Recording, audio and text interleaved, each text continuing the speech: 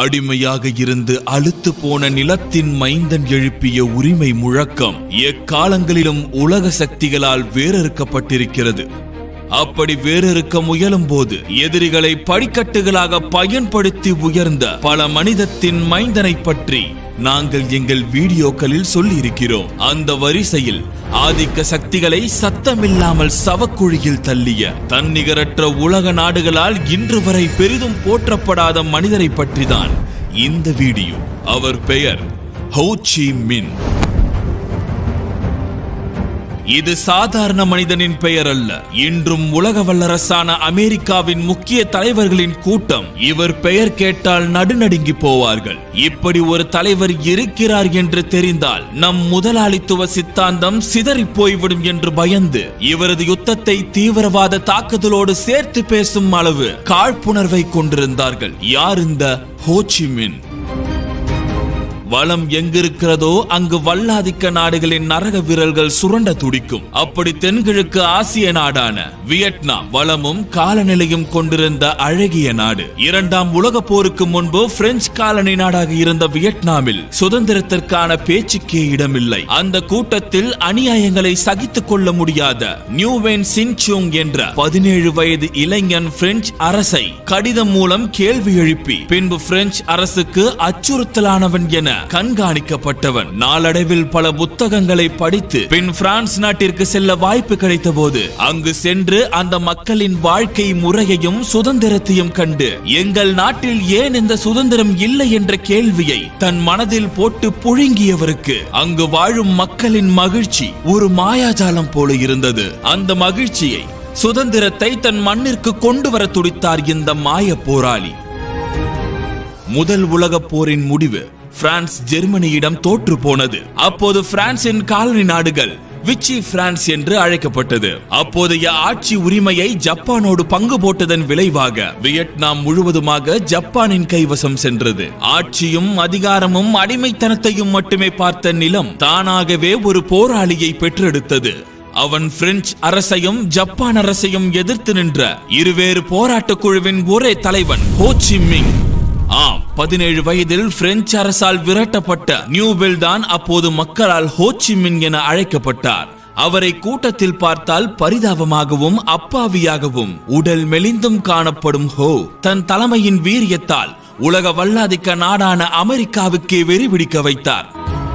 1945 Japan தனது மார்பில் 2 அணுகுண்டுகளை தாங்கி படுதோல்வி அடைந்தது.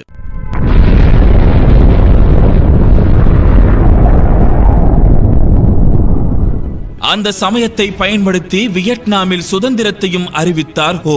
ஆனால் அது முழுக்க முழுக்க ஒரு கம்யூனிசத்தை ஏற்ற விடுதலை போக்காக இருக்க சேகுவாரா மற்றும் பிடல் காஸ்ட்ரோ கொடுத்த மாபெரும் தோல்வியை அமெரிக்காவுக்கு நினைவுபடுத்தியது. நமக்கு தேவைப்படும் வளமிக்க நாடான வியட்நாம் கம்யூனிசத்தை ஏற்பது அமெரிக்காவுக்கு எரிச்சலை ஊட்டியது. சுதந்திரம் தருவதாக கூறி ஜெனீவா வரவழைக்கப்பட்ட வியட்நாம் போராளிகளிடம் உங்கள் நாட்டை நாங்கள் 2ஆக பிரிக்கிறோம். அதில் ஒன்று கம்யூனிச சித்தாந்தத்தை ஏற்ற பகுதி வட வியட்நாமாகவும் மீதமுள்ள தென்பகுதி முதலாளித்துவ சித்தாந்தத்தை ஏற்கும் என்று சொல்லாமல் சொல்ல வெடித்தது போர். வேடம் கலைந்து போன அமெரிக்கா வெறிபிடித்து 1955 தென் வியட்நாமில் இருந்து வட வியட்நாம் மீது போர் தொடுத்தது. உலக போருக்கு பிறகு போரே கூடாது என மனப்பான்மையில் இருந்த உலக நாடுகள் மத்தியில் இந்த வியட்நாம் போர் ஒரு எதிர்த்தாக்குதல் என்பது போல அமெரிக்கா சித்தரிக்க போர் மேகங்கள் தென்னாசியாவை விழுங்க தொடங்கியது. கூட்டம் கூட்டமாக அமெரிக்க வீரர்களை தேசப்பற்று உணர்வை செலுத்தி அப்பாவிகள் மீது ஏவியது. ஆனால் ஆயுதம் ஏந்திய விவசாயிகள் வியட்நாமில் பயன்படுத்திய யுத்தி ஒரு நரக வாசலின் உருவாக்கம் என ஜப்பானிய பத்திரிகைகள் அச்சிடும் அளவிற்கு இருந்தது. இதுவரை காட்டு பகுதியில் சண்டை போட்டு பழக்கம் இல்லாத அமெரிக்க படை ஆபரேஷன் பீனிக்ஸ் என்ற பெயரில் வியட்நாம் காடுகளில் களம் இறங்கியது. மழை காட்டில் ரத்த சாரல் பொழிந்தது. விவசாயிகளை மட்டும் கொண்ட வியட்நாமின் போராளிகள் படை காடு முழுவதும் சுமார் 400 கிலோமீட்டர் தூரம் பதுங்கு சுரங்கம் அமைத்து வைத்திருந்தது.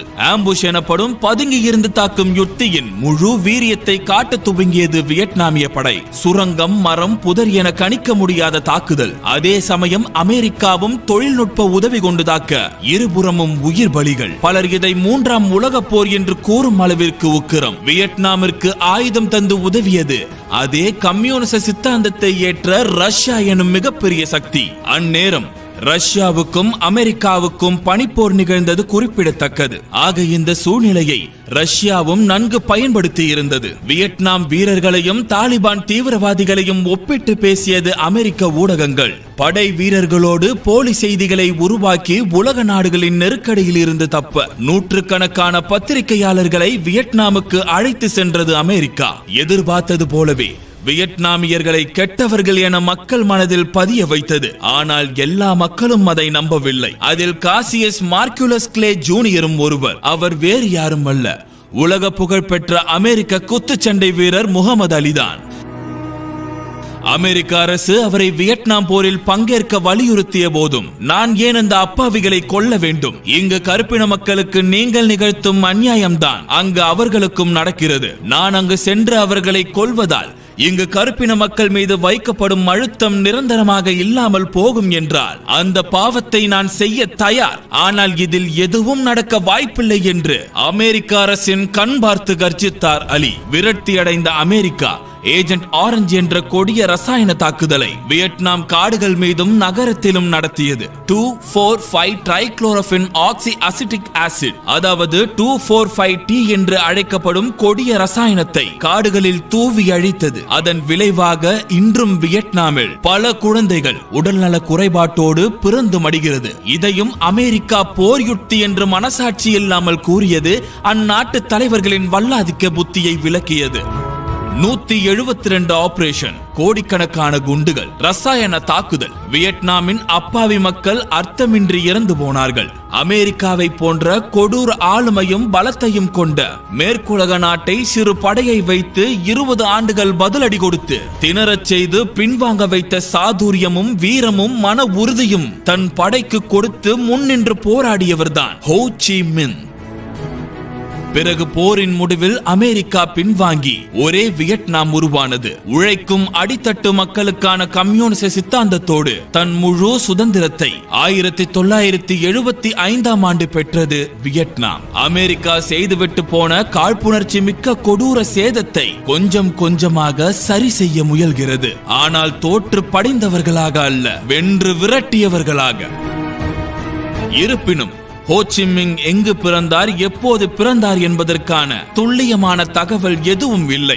ஏனென்றால் அவர் தன்னை பற்றி ஆவணப்படுத்தியதை விட தன் மக்களை விடுதலைக்காக ஆயுத்தப்படுத்தவே தன் வாழ்நாளை அர்ப்பணித்தார். தன் நாட்டின் முழு வெற்றியை காண்பதற்கு முன்பே 1969ஆம் ஆண்டு ஹனாயில் உள்ள தன் வீட்டில் காலை 9:47 மணிக்கு இதயம் செயலிழந்து இறந்தார்.